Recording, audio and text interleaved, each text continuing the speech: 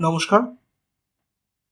আজ 24 তারিখ। 24 তারিখের পশ্চিমবঙ্গের আবহাওয়া কিরকম থাকবে সেটা নিয়ে আপনাদেরকে একটা আপডেট দিতে হাজির হলাম। আপনারা দেখছেন দ্য বাংলা বাইলাইন। আর এই মুহূর্তে আমাদের সামনে রয়েছে পশ্চিমবঙ্গের যে ম্যাপ, সেই মানচিত্র রয়েছে। এবং এখন আপনাদেরকে একটু দেখাই যে ঠিক কিরকম থাকবে আজকের আবহাওয়া। এমনিতেই আবহাওয়া দপ্তরের তরফে একটা সতর্কবার্তা দেওয়া হয়েছে যে একটা জোড়া নিম্নচাপ তৈরি হচ্ছে বঙ্গোপসাগরের ওপরে, সেটা রয়েছে। আর এই মুহূর্তে সেটা অবস্থান করছে ঠিক দক্ষিণবঙ্গ থেকে একটু নিচের দিকে, অর্থাৎ যদি সমুদ্রের দিকে বঙ্গোপসাগরের দিকে আমরা যাই, তাহলে সেই ক্ষেত্রে এই অংশে কিন্তু নিম্নচাপগুলি কিন্তু ফর্ম করেছে। এবং আপনাদের যদি একটু এই মুহূর্তের যদি ক্লাউডটাকে দেখাই, মানে মেঘ কিরকম মেঘ হয়ে আছে আশেপাশে, সেই ছবিটা যদি আপনাদেরকে দেখাই তাহলে অনেকটা ক্লিয়ার হবে আপনাদের কাছে। সেটা হচ্ছে, এই হচ্ছে আমাদের ভারতবর্ষের যে মানচিত্র। আমি একটু ভেতর দিকে যাচ্ছি এবং দেখতে পাচ্ছেন আপনারা যে কলকাতার ওপরটা কিন্তু এই মুহূর্তে এখন ফাঁকা রয়েছে, কিন্তু ধীরে ধীরে সেটা কিন্তু একটা মেঘাচ্ছন্ন হবে এবং সেখান দিয়ে কিন্তু একটা ক্লাউড পাসিং ব্যাপার যেটা থাকে, যে মেঘ পাস করবে, সেটা কিন্তু হবে। এবং বেশ ঘন সেই মেঘ, অর্থাৎ বৃষ্টি হবে যেই মেঘ থেকে। আপনারা জানেন যে নিম্নচাপ হবে, তো নিম্নচাপের সেই মেঘ এখান দিয়ে কিন্তু যাচ্ছে এবং সেই ধীরে ধীরে কিন্তু আকাশটা পুরোটাই ঢেকে যাচ্ছে। অর্থাৎ বোঝাই যাচ্ছে যে আগামী 25 তারিখ এবং 26 তারিখ, অর্থাৎ বুধবার এবং বৃহস্পতিবার কিন্তু এই নিম্নচাপটা আসার কথা রয়েছে গাঙ্গেয় পশ্চিমবঙ্গের ওপর। আর গাঙ্গেয় পশ্চিমবঙ্গের শুধু নয়, আমরা যদি একটু বাংলাদেশের দিকেও যদি খেয়াল করি, তাহলে বাংলাদেশের দিকেও আপনারা দেখতে পারবেন যে সেখানেও কিন্তু যথেষ্ট খারাপ অবস্থা। সাধারণত আপনারা জানেন যে যখন যখন কোনো রকম নিম্নচাপ হিট করে পশ্চিমবঙ্গকে, বা পশ্চিমবঙ্গের আশপাশের যে অঞ্চল, উপকূলীয়বর্তী অঞ্চল, সেই অঞ্চলগুলো দিয়ে যখন পাস করে, তখন কিন্তু তার একটা বড়সড় এফেক্ট বাংলাদেশের ওপরও থাকে। আর এই ক্ষেত্রেও কিন্তু সেটা হচ্ছে। এখন এই মুহূর্তে ঠিক যেইখানে রয়েছে নিম্নচাপটা, সেই নিম্নচাপটা কিন্তু ফর্ম করছে ধীরে ধীরে এবং জোড়া নিম্নচাপ, এবং সেটা আমরা দেখতে পাচ্ছি। এই দেখুন, কলকাতার ঠিক ওপরের অংশেই কিন্তু এটা এসে পৌঁছবে বুধবার দিন বিকেল 4টের কাছাকাছি সময় দেখাচ্ছে, যেটা 25 তারিখ। আমরা যদি একটু আগে থেকে দেখি, আজকে আপনার 24 তারিখ, 24 তারিখ থেকে যদি আমরা একটু খেয়াল করি, তাহলে কিন্তু দেখুন ধীরে ধীরে এখানে তৈরি হচ্ছে যে সিস্টেমটা তৈরি হওয়া, সেটা হচ্ছে।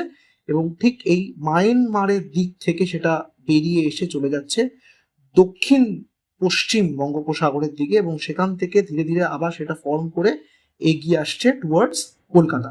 কলকাতার দিকটাতে সেটা কিন্তু এসে পৌঁছচ্ছে। এবং যেটা দেখা যাচ্ছে যে একটু ক্লোজ আপনাদেরকে দেখানোর চেষ্টা করি, সেটা হচ্ছে এই যে গাঙ্গেয় পশ্চিমবঙ্গ, এবং গাঙ্গেয় পশ্চিমবঙ্গের যে আশপাশটা, যেখানে তমলুক রয়েছে, কোলাঘাট রয়েছে, কন্টাই মানে দীঘা, কন্টাই এবং হলদিয়া, নামখানা, জয়নগর, এবং এই হচ্ছে কলকাতা। কলকাতার একদম গা ঘেঁষে জিনিসটা কিন্তু বেরিয়ে যাবে, এবং সেটা থাকছে হচ্ছে আপনার বুধবার দিন রাত্রি 9টা নাগাদ, অর্থাৎ 25 তারিখ।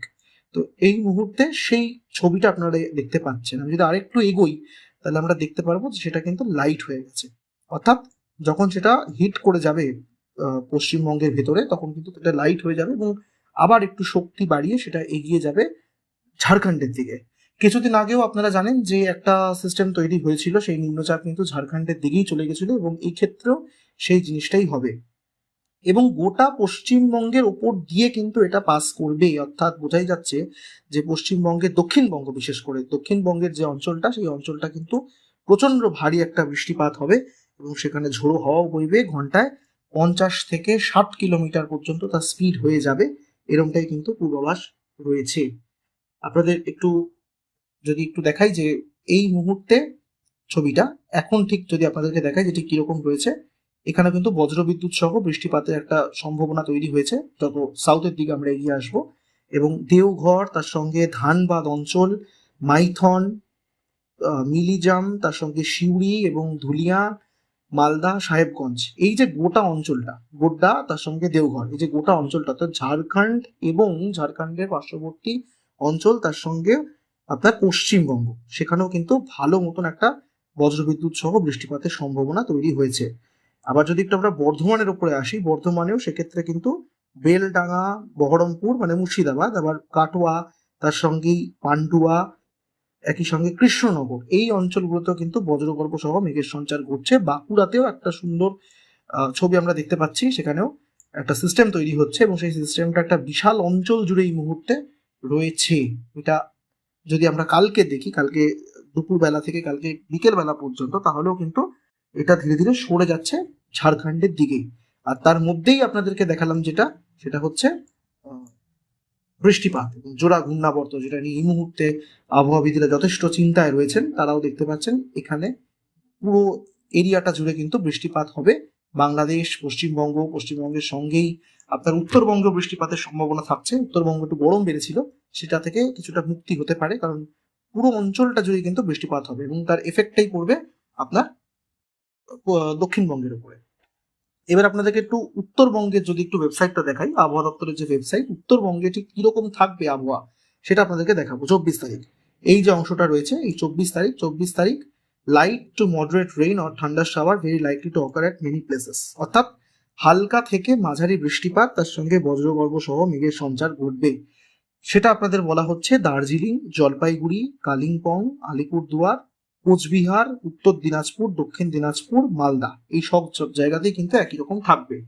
আবার সব জায়গাতেই কিন্তু একটা ভারী বৃষ্টিপাতের সম্ভাবনা থাকছে, 7 থেকে 11 সেন্টিমিটার পর্যন্ত বৃষ্টিপাত হতে পারে, যেটা দেখা যাচ্ছে যে প্রত্যেকটি জেলাতেই, অর্থাৎ আপনাদের যে জেলাগুলো বললাম উত্তরবঙ্গে, প্রত্যেকটি জেলাতেই কিন্তু এই জিনিসটা থাকছে। আপনাদেরকে দক্ষিণবঙ্গের দিকে নিয়ে আসি, কারণ দক্ষিণবঙ্গটা নিয়েই মূলত চিন্তা রয়েছে আবহাওয়াবিদদের। সেখানেও যদি আমরা দেখি যে 24 তারিখও একই রকম পূর্বাভাস থাকছে, তবে কোন রকম সতর্কবার্তা দেওয়া হয়েছে নাকি সেটা আপনাদেরকে দেখাবো। হাওড়া এবং হুগলি, আজকের জন্য হাওড়া এবং হুগলি এই দুটো অঞ্চলে কিন্তু কোনো সতর্কবার্তা নেই, অর্থাৎ নীল লেখা আছে। কিন্তু কলকাতার ক্ষেত্রে কিন্তু thunderstorm with lightning likely to occur at 1 or 2 places, অর্থাৎ কলকাতার কিছু কিছু অংশে বজ্রগর্ভ সহ মেঘের সঞ্চার এবং বজ্রপাত হবে। একই রকম ভাবে বলা হচ্ছে উত্তর 24 পরগনা, দক্ষিণ 24 পরগনা, পূর্ব মেদিনীপুর, পশ্চিম মেদিনীপুর, ঝাড়গ্রাম, পুরুলিয়াতে কোনো রকম সতর্কতা জারি করা হয়নি। একই রকম ছবি পূর্ব বর্ধমানেও, কিন্তু বাঁকুড়া, তার সঙ্গে পশ্চিম বর্ধমান, বীরভূম, এই সকল এলাকাতে কিন্তু আপনার ওয়ার্নিং দেওয়া হয়েছে। মুর্শিদাবাদ এবং নদিয়ার ক্ষেত্রে কোনো রকম ওয়ার্নিং দেওয়া হয়নি। বুঝতেই পারছেন যে আজকের দিনটা যা রয়েছে, আগামীকাল থেকে কিন্তু আবহাওয়া কিন্তু অনেকটা বদলে যাবে এবং সেটা আগাম একটা সতর্কবার্তা কিন্তু দিয়েও রাখা হয়েছে। যদি আমরা দেখি যে আগামীকাল অর্থাৎ 25 তারিখ, সেক্ষেত্রে কিন্তু দেখতে পাচ্ছেন 25 তারিখের জন্য যা দিচ্ছে ওরা ওয়ার্নিংটা, সেটা কিন্তু দক্ষিণবঙ্গের প্রত্যেকটি জেলার জন্যই থাকছে। আবার উত্তরবঙ্গের দিকে যদি আমরা দেখি, সেক্ষেত্রেও কয়েকটি জেলা বাদ দিয়ে বাকিগুলোতে ওয়ার্নিং দেওয়া হয়েছে, তবে মূলত দক্ষিণবঙ্গের ক্ষেত্রে কিন্তু নজরটা বেশি দিতে হবে।